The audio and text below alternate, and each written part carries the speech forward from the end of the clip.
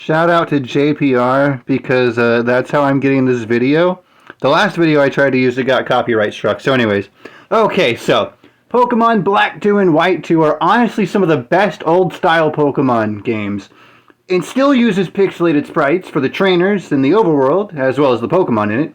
But the Pokemon in battle are animated as GIFs. GIFs. I don't care. That means instead of either being animated or not at only the entrance into the battle, the Pokemon just is animated and in movement all the time. There's more dynamic camera angles and relatively quick transitions between the chibi-style overworld to the more appropriately proportioned battles. However, the battle backgrounds are still just that, backgrounds. I mean, this is alleviated later, but I'm getting ahead of myself. So Black and White. Did you know? It was between Black and White and Black 2 and White 2 where repels could be used repeatedly by mashing A when the last one wars off. They're also the first games to smush the Pokemarts into the Pokemon Centers for more convenience. But it was Black 2 and White 2 that gave us the best gift of all. The first ever starting town that offers a whopping 2 installations that no town has ever seen before. A Pokemon Gym and a Poké Center. I am still so enamored with Aspertia City. It's the best!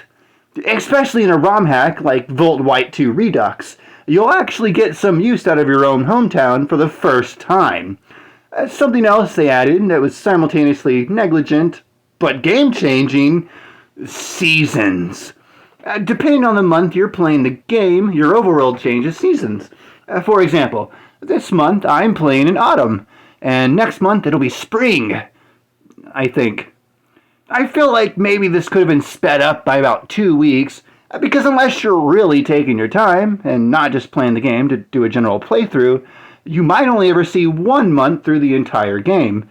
Maybe 2. And that's just criminal. I mean, in autumn or winter, you might find people hiding beneath the leaves or the snow.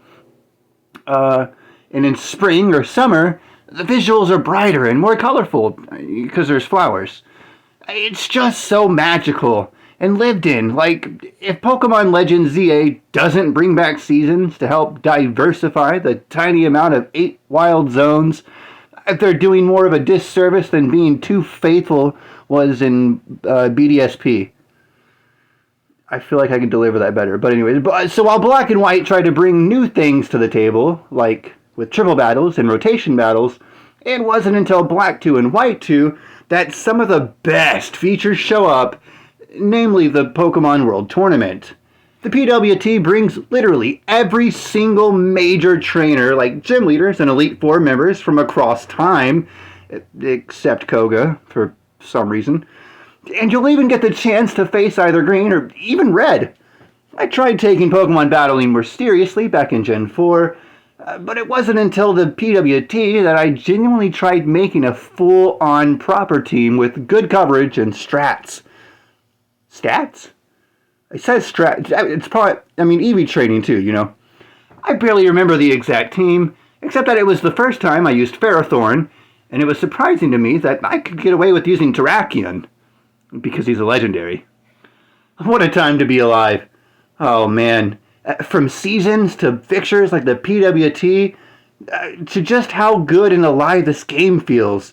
I just cannot get enough of Black 2 and White 2, especially when there's amazing ROM hacks. Hey, if you haven't ever played Gen 5, ROM hacks or otherwise, but you like Pokemon, you definitely owe it to yourself to try this game out and experience the best last pixelated Pokemon game entries ever made. Thanks for watching. Thanks again to JPR for the footage, and know that Jesus loves you, and I love you too.